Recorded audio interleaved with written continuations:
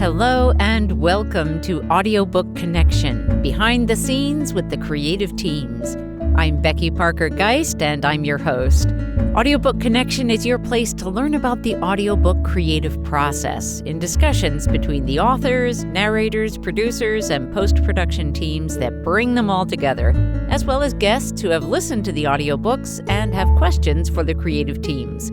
This podcast is sponsored by Pro Audio Voices, helping great stories come alive through audiobook production and marketing.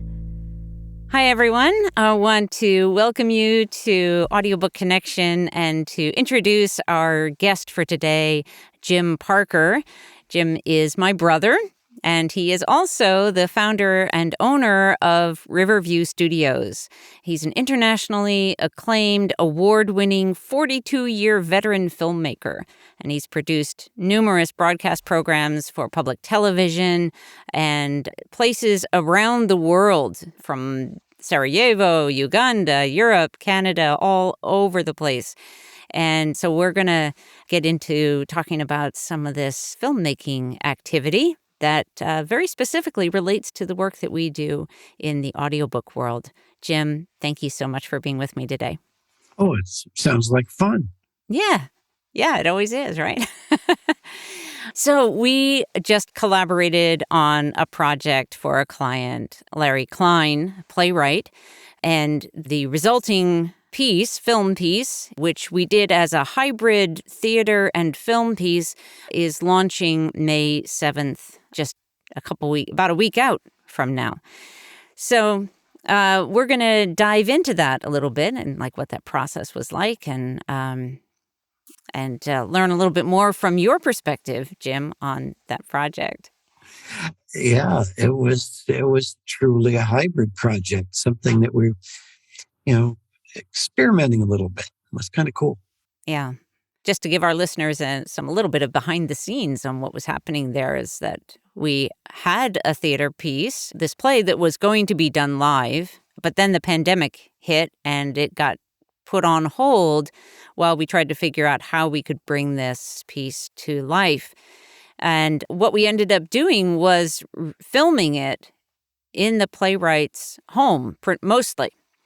So this was, while it's a fantastic house, it also is very limited in terms of the space, and specifically like space for all the equipment that goes with filmmaking. Jim, you want to tell us a little bit about what that was like? Well, yeah. I mean, we didn't have a lot of height. We didn't have a lot of room to back up. So what we decided to do was to kind of bring the viewer into the space using a wider angle lens. Now, when we see things with a wide field of view. We see them in expanded cinemascope, if you will, or cinema. Mm-hmm. And so because the space was tight, I thought if we shoot with a wide angle lens, one that is just, we don't want it to distort, but one that gives you the widest field of view, which was a 20 millimeter. And so by shooting with that wide angle lens, we're close to the actors. We're in the space with the actors because there's really no other space to be. So we're part of it. So the viewer gets to almost feel like they're in the room. And instead of shooting it film style, where we would shoot close-ups and cutaways and everything, we tended to show everything, the whole scene. So the viewer can look around the room, can be part of the scene. And, with a high resolution 4K camera, it gave us a nice result. And it's more like a play than it was like a film because we didn't have the cutaways. Right. Which made it a little challenging to edit because we still had to stitch everything together. Yeah. But, it's a little bit of getting used to because you're not shooting the same way that you would shoot a film, a motion picture.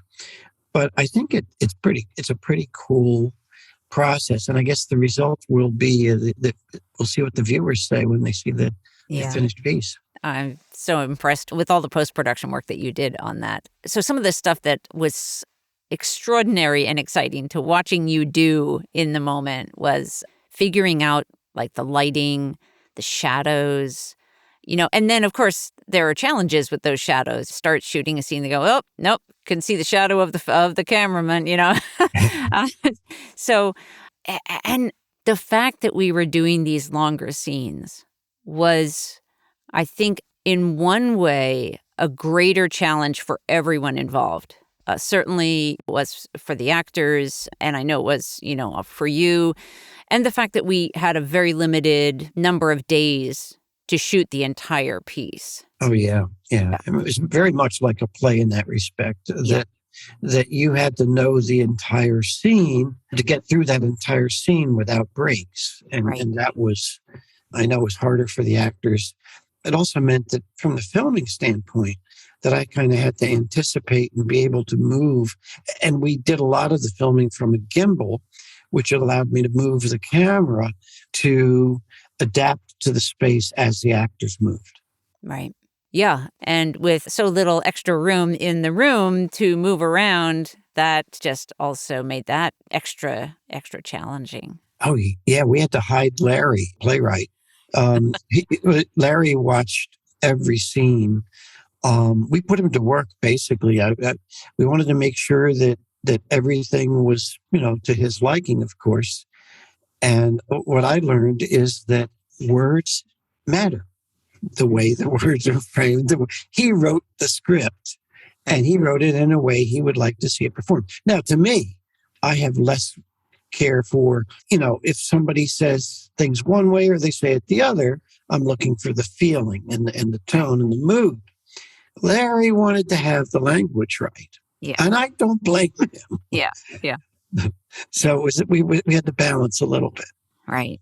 Yeah. But hiding him, out of in the space around the corner behind a chair, under a table. I mean, it was. Yeah. It was a very interesting process. And then one of the things that hopefully won't be obvious in the overall production piece is how we were able to utilize different little nooks and portions of his home to be entirely different houses in the context of the play. Well, yeah, it was a nice setup because there were a number of different spaces that could look slightly different, and by carefully choosing the props and the angles.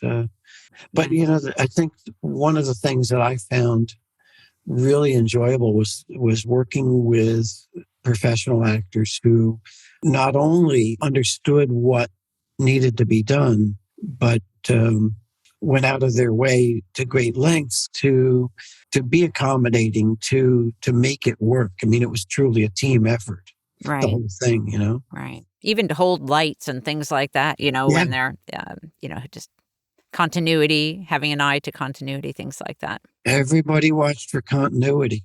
Yeah. And shadows. Right. Lighting is shadows. Without shadows, we don't have. Shadows create mood. They create the feeling and the texture. Without shadows, you don't. All you have is a flat picture, and it's not appealing, not interesting, not exciting. But we tried to create a mood and a feeling and give the viewer a sense of the potential of the space. Yeah. I think of one of the scenes in particular when it's at the top of the stairs and you had the light coming through the banisters. The banister, is that what you call them? The vertical pieces. Yeah. Yes. Creating this sort of bar-like effect. Almost like a prison-like. Yes. feel. Which is very much like the experience of that moment. And I just thought that was like such a great example of how light can enhance that internal feeling that the actors are going through. And, for me, having the opportunity to be able to truly experiment with different looks and to try things that in a commercial shoot I couldn't do because it wouldn't fly. It's too exciting, too dramatic, whatever. Right, yeah. So this was a real nice opportunity to play with different techniques and to try different instruments. I've always believed that the term available light means any light that's available. Uh-huh. And I apply that to my lighting. I like practical lights, which are the lights that you see in the scene. And I try to make the scene feel like that was what was lighting the actors. Right, right. We had a lot of the play took place late afternoon. The opening scene takes place late afternoon, and having that warm, low angle, late afternoon sunlight streaming through the living room window and remain constant for the 5 or 6 hours that we were shooting that scene into the night. Yeah. But it worked. Yeah, it really did. When I was editing and looking back at it and realizing that what we shot at 5 o'clock looked the same as what we shot at 10 p.m., lighting wise, it made me feel good. Yeah, definitely. And I have to say, we had when we went out to the Marin Lagoon to shoot the park scene, we had just an incredible cooperation from the geese. I was very impressed. We did not actually have a goose handler, but the cosmic goose handler just did this amazing. We had this amazing moment where we were just starting to shoot a scene when all of a sudden, and the geese had not been present at all. And then all of a sudden, here they came, like in a procession. And we actually stopped. And I said, Jim, I think you might need to turn the camera. Because, he was pointing, looking at us. And we turned, and he got this, just, like I said, it was just like a miracle. They just behaved exactly the way we would wanted them to. Yeah, and then they started bathing and ducking under the water and whatever they're doing. Yeah. Yeah, that was great. That's great. But there, and we had a different set of challenges, though. The geese were great, but we did certainly have a different set of challenges out in the outdoors. Everything from curious bypassers who decided to stop in and ask what we were doing while we were busy. Taping. Like, what? We're rolling. Yeah. Anything about that, the outdoor elements of shooting that you wanted to? Yeah. I mean, you're dealing with the sun that moves and trying to maintain a continuity. We were shooting in open shade, but there were places in the background that were in bright sun. So as the sun would move, it would change that. So we would want to try and adjust the contrast in color correction to reduce some of that brightness in the background so it didn't wash it out. And then there was sound challenges from everything from passing traffic to, we ended up stripping out a lot of the background sound and adding back in the sound of geese in the park, which was a recorded separately. Yeah. And that worked out pretty well. Right. And then the cafe scene, we definitely felt like the sun was moving double time for that scene. Oh my gosh, yeah. There you're two of you at the table and the sun just kept moving and it felt like it was going at rapid pace. But if when I set up a scene that's outdoors, that is a given. The sun is going to move. And so you're trying to set your shot up so that the sun won't be a dramatically different thing. Yeah. But when it's at a lower angle, you really notice it. Yeah. Yeah. Well, I think we got it to work, though. Oh, yeah, I do. I do think so. But I just remember the challenge of that. It's like, I think we kept moving the table so many times. Yeah. Yeah. And then, of course, the member of the production crew that I think he did show up in some of the behind the scenes photos, but Duke, the dog. Oh my God! Yeah, well, he was great. He was the production assistant that would, if you needed something brought back to you, go get it. Like sticks or balls. Things like that. Yeah. I think you took a picture of me wrestling on the rug with him. I mean, yeah. He was just, he's a big guy, but he was he's so personable, if I can use that term. Yeah, he was fun to be with. He lightened up the mood. Yep. I do recall at least one scene that was shot, but we weren't able to use because he wandered through in the background at the cafe. But yeah. Yeah, that was entertaining as well. And so sort of what the overall experience was and the potentials are for a piece like this. And you and I have chatted about this, but your thoughts on taking other plays and being able to do this same kind of process for other playwrights or theaters that may want to pursue this kind of experience. Yeah, I think it's especially the idea of taking a play and turning it into a film, but not with a super wide. Everybody's at head to toe in the shot, and they look like little people on the stage far away. Right. No, I think that the concept of shooting close and wide, being literally part of the action. The camera was not only an observer, but almost a participant in the shot.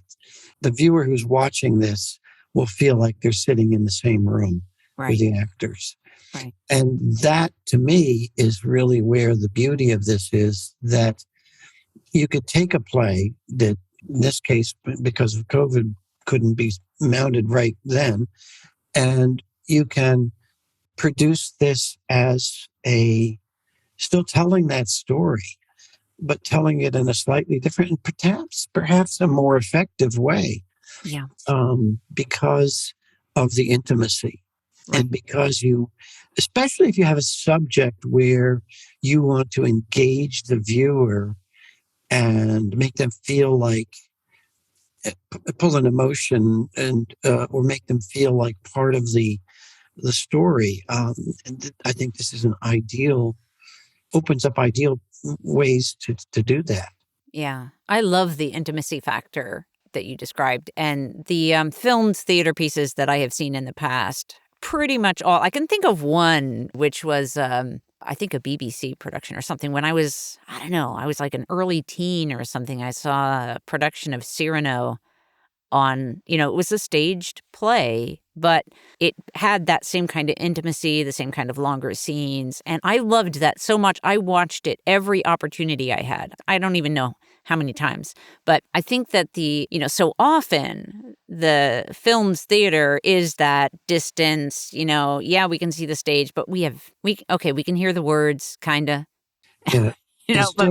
Let's get right up on the stage and be in the set. Yes. Yeah. Yeah. So it's really, I think that the hybrid experience, the theater film hybrid experience, is very exciting to me, and the potential for that. And I know that it's happened a little bit more, certainly, in the COVID theater companies trying to find their way to still produce in ways that they can.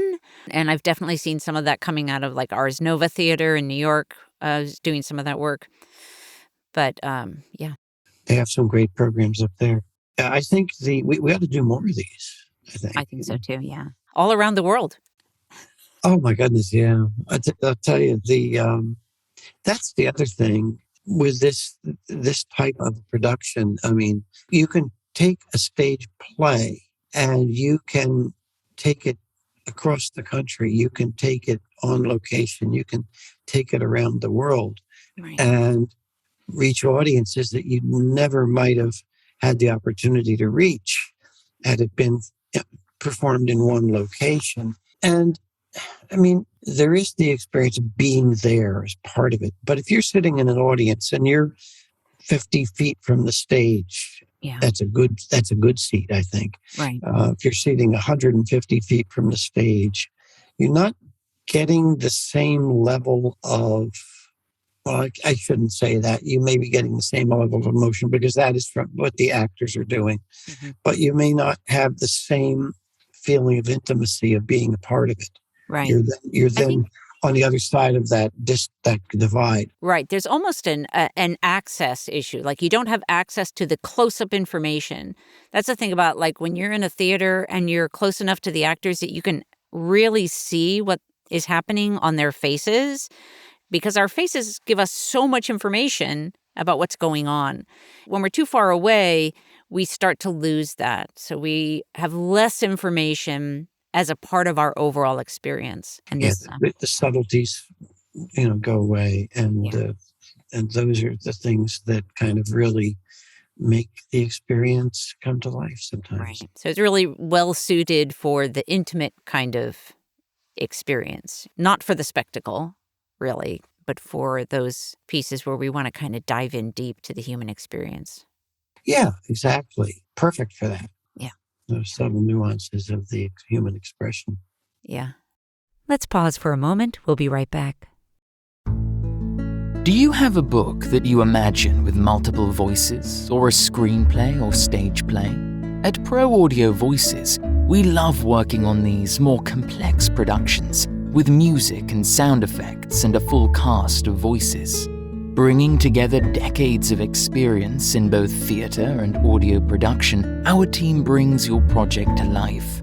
From manuscript preparation to casting to directing the actors and a post-production team to bring it all together, Pro Audio Voices brings your project to life. Learn more at proaudiovoices.com/full-cast. Now we're going to sort of jump back in history a little bit, just for fun. You know, being your sister, I know more of this than probably anybody else that is going to listen to this podcast. So tell us a little bit, if you would, about what got you into filmmaking and what you so love about it. Well, let's see. I started out when I was an exchange student, as you know. I got the chance to go to Germany, so I sold my car, bought a camera, and went to Germany for a year and a half and took pictures and met people. And I traveled all over Europe. We went to a summer course, and then after that summer course, I began to go visit, the friends that I had made in that summer course, and they came from all over Europe. So I'd go spend 3 weeks in France. I'd go spend 3 weeks in Italy. I'd go, and I traveled all over the place. And so sociology became my major.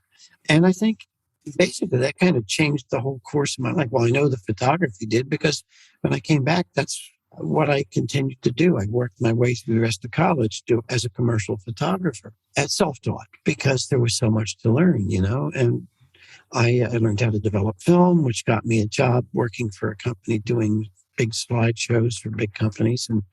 And then after I taught school for 2 years, realized that photography was really what I wanted to do. But there was one experience I had, and this was I was still in college. I went to visit a cerebral palsy school, and I walked into a classroom of about, 8 or 10 kids. And my first visual impression was these children were bent and twisted and broken and folded into wheelchairs, and they had braces and devices on them and clamps, and it looked horrifying. And then I realized that the children were laughing and playing and having a great time learning. So this was very early. The video did not exist. So I shot with 8mm film and 35mm slides, and I put together a program that was about how much fun the kids had in school. And I used the voice of one of the children who could speak for the audio track, and he read the words of one of the other students who was unable to speak because of his cerebral palsy, but had written out a message. And I played this video about these happy kids to a group of women, and it was a small group, 8 or 10 people in the room again. I think they raised something like $800 this was in the 70s, which was a lot of money in the 70s. But they got it. And so I realized that the power of telling a positive story, and people want to support things that are successful. So when I do work for nonprofits and I'm trying to help them raise funds, we want to show that they're supporting something that's successful. So hungry children is very sad, but why would you want to throw your money at something that's a problem that's going to never end? And yet you want to support the hungry children. Right. So what the solution or the challenge is to show positive things that are helping, so that you can be part of that. And maybe that was a bad example, but You know what I mean? We've all seen these commercials of the poor, pets or abandoned animals, and there's hungry children, and there's 1,000. They want to tug at your heartstrings, but it makes you feel bad. Right. But you think, gosh, I'd be pouring whatever I donate down into a never-ending, bottomless pit that has no solution. So I try to find ways to tell a story in a positive light and to show what an impact can be made when somebody, gets engaged. Right. Yeah, because it's like if we're seeing images of hopelessness, Mm-hmm. that makes us feel hopeless. Yeah. So, and if we see images of or are feeling that energy, that emotion of hope and joy, and in the context of, yes, there's need here too, but that's what we want to see more of. A perfect example is the Trenton Area Soup Kitchen, which I'm involved with. And we have a lot of hungry people who are very needy, our neighbors who are very needy. But the images that we show are them playing music and writing poetry and getting a good meal and learning and improving their education and getting a job, because these are all outcomes of being in an environment that is supportive and caring and focused on achieving results. Right. So everybody wants to support that. Right. It's very easy to ask for contributions because people want to support things like that. Right. I think I love what you're highlighting here, which is the impact that we can have with the storytelling that we do. And, you obviously are doing this with many of the projects that you're working on with the nonprofits. It is also a part of what is important about Colla Voce is that it is a message about how we can get through traumatic stress and come out on the other side and feel whole again. Yeah, it's beyond coping. It's about healing. Yeah. And to me, that is probably the biggest driver for me in terms of my own work with stories and audiobooks and, how we can bring these stories forward, how we can help the story to have a bigger life, Yeah. It's not bringing it to life, but it's helping it to achieve another plane of existence where people can have a different way of interacting and understanding it. Yeah. Stories that you introduced me to an audiobook when I saw you out in California last time. And that was an amazing experience. I loved listening to that story being told to me. It was the characters came to life. And so I know how powerful just that audio component was in bringing that book to life. Yeah. But then, if you take something that's a play where you can add one more element, I think it can be very powerful. Yeah, I do too. Obviously. And I will say it was really, for our listeners, just to let you know that, so Jim's been building his company, Riverview Studios, on the East Coast, and I've been building Pro Audio Voices on the West Coast. And, we, for many years, we were just like both so busy with our own companies. We didn't have that much interaction, especially in the business context. And it's only recently that we've kind of like given ourselves a shake and going, hey, we should be working together more. It was really exciting, delightful, fulfilling, many more adjectives to have this opportunity to work as a team with you. And also now to be finding more ways in which our audiobook clients may be able to extend their message, their impact by working, with video in ways that you can help them, and to be working with some of your clients that may be looking for, expanding their reach and reaching, because we're reaching different audiences. When we're in the audiobook world, we're reaching audiobook listeners, which is a growing audience, but it is also a kind of a filter, right, of the larger audience. It's one component. And video, film is, of course, reaching another an additional audience piece. Okay, so let's sort of going back again to a little history piece. The beginning of Riverview Studios. This was, now I don't even remember when you got your original, the warehouse that you have turned into this incredible space. April of 1990. There you go. And it was just a dirty, dingy, messed up warehouse, right? And now it's this phenomenal TV film studio. Tell us a little bit about that process. Oh my, yeah. Well, when the building came on the market, it was a beautiful factory. And I'd never seen the inside of it. Never had seen the inside. I'd seen the outside. And it was a great location because it's located right on the riverbank and it's very close to my home, so I can walk there. It's a beautiful setting.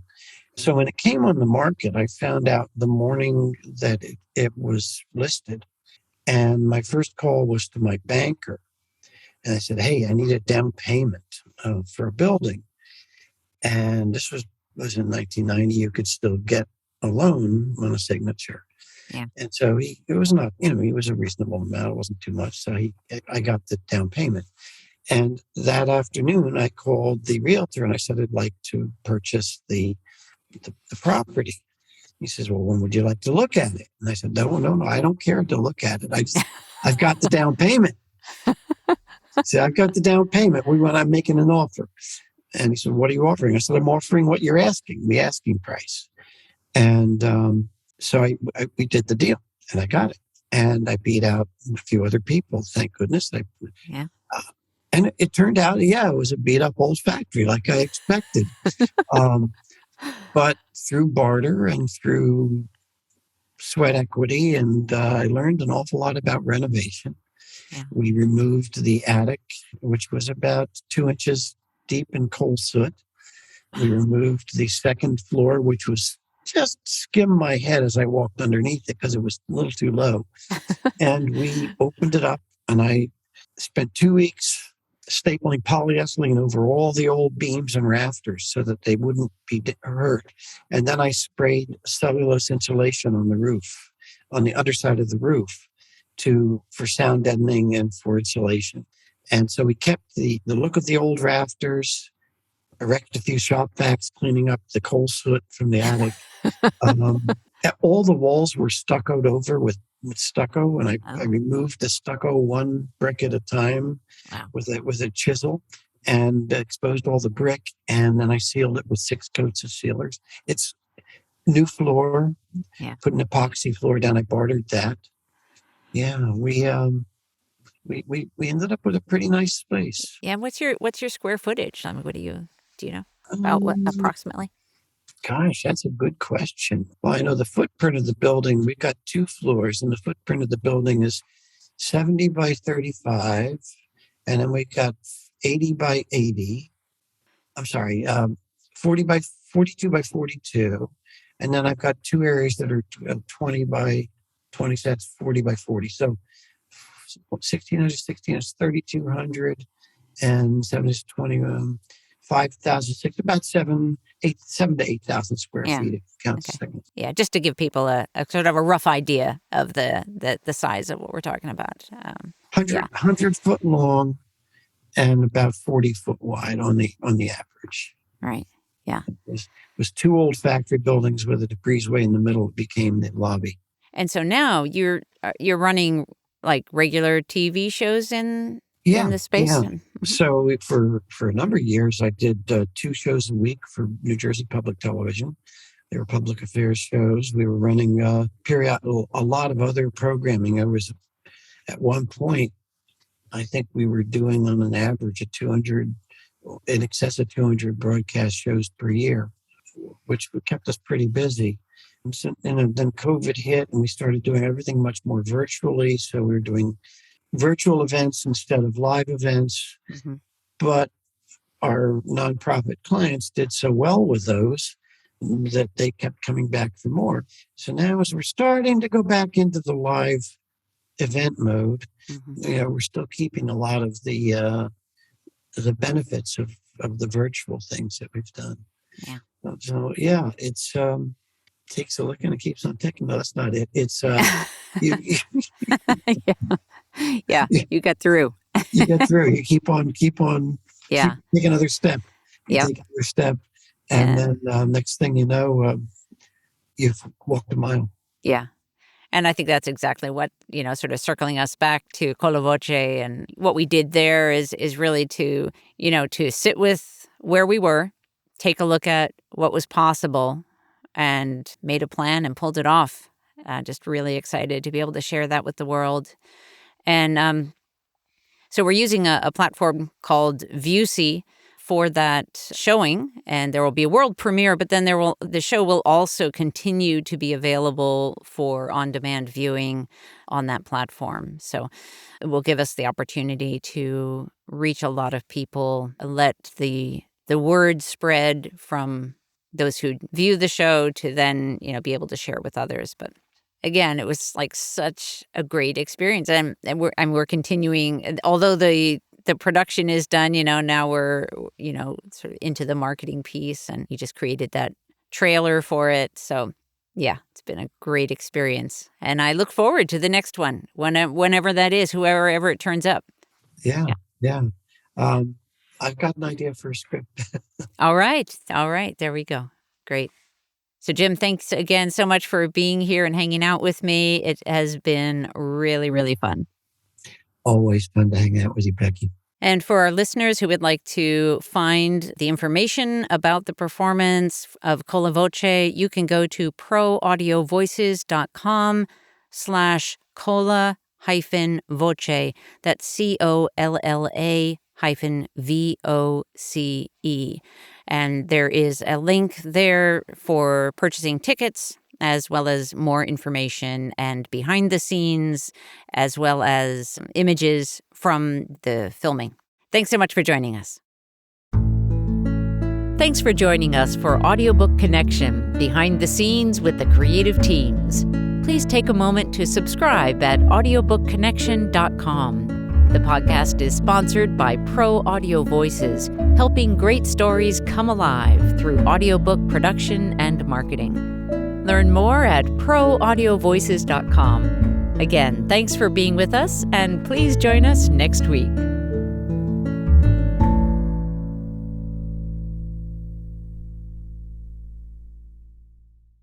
This podcast is a part of the C-Suite Radio Network. For more top business podcasts, visit c-suiteradio.com.